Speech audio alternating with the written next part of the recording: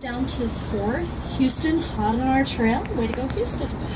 The city of Chicago is 2.8 million people. I said 29 miles from the north side to the south side, 15 miles from the east side to the west side. City comprised of neighborhoods. You're looking at the newest one, the new east side. On our flag on the left, it's actually symbolic. The 3 white stripes represent the 3 sides of the city: the north side, the south side, and the west side. The 4 red stars represent 4 events in our city's history, and the 2 blue stripes represent the river and the lake. That's why there's a city here. Now, the first red star represents Fort Dearborn. Fort Dearborn, built in 1803, was attacked during the War of 1812 and was known as the Fort Dearborn Massacre. 75 people were killed, so the first star is a memorial. Second star represents the Great Chicago Fire of 1871. And the third and fourth are the 2 World's Fairs, 1893 and 1933 to 34. We would have added a 5th star if we hosted the 2016 Olympics. You might have noticed we're not hosting the Olympics right now. And that is fine. We're actually kind of okay with that. That was very controversial amongst the people of Chicago. A lot of people are not sure if that was a great idea. But we are a city that is continuing to evolve and change and grow. As we come out on the other side of Lakeshore Drive, this is my favorite view on the entire tour. Directly in front of you, welcome to my town. This is Chicago. Ahead and to the left, white building with the vertical pinstripes, that is the Aon Center from 1973, formerly known as the Standard Oil Building. No corner offices. Same, so very serious. It's the same engineering company that designed the Twin Towers in New York City. Same time period, that's why it kind of feels the same engineering approach.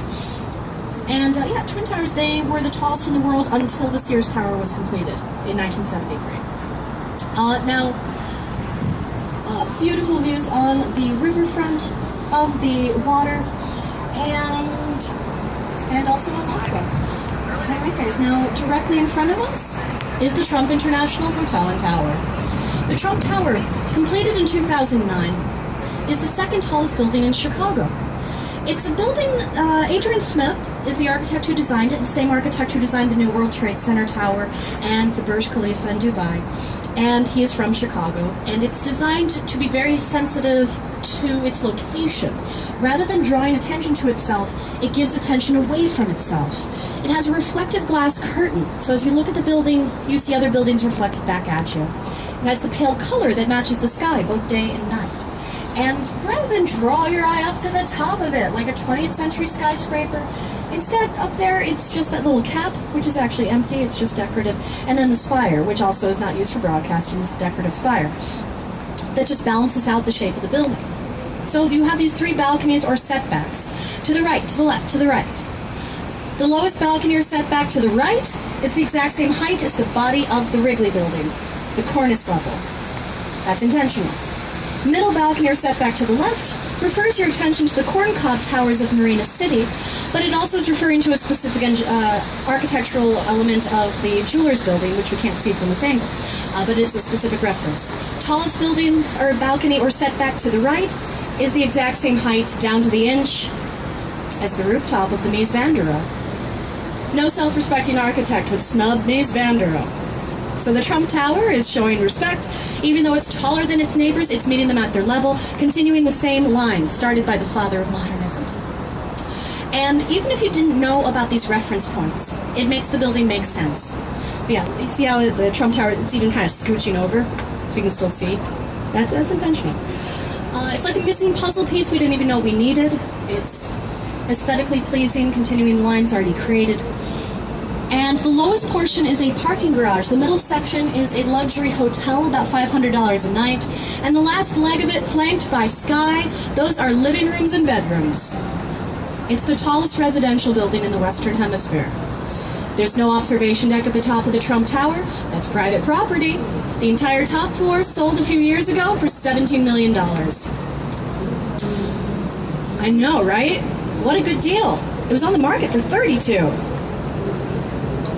For a very long time, at $32 million. Finally sold at $17. Hi! So, no, don't jump! Come on! So as we come on the other side, Chicago, there is no ordinance for styles of buildings that can be next to one another.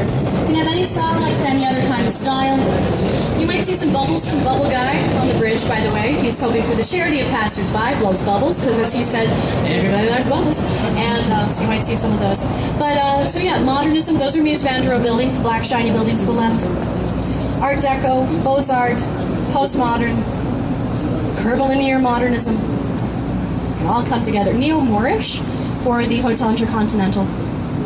It's worth noting that the Trump sign, the sign is not part of the original design. That's from 2014 when those 20-foot tall stainless steel letters were added, backlit by LED lights.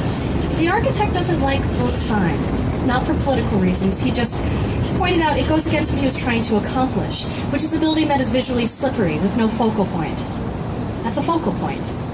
It's also worth noting that the city is not nearly as huge as Donald Trump wanted. He requested it, of course, to be a lot bigger, but there is a certain ordinance of ratio of how big signs have to be on our buildings. So yeah, it's a newer edition, but it's fine. It matches the color. The building is considered to be a huge success. A beautiful addition to our skyline. Now, guys, as soon as our dock clears, we are going to pull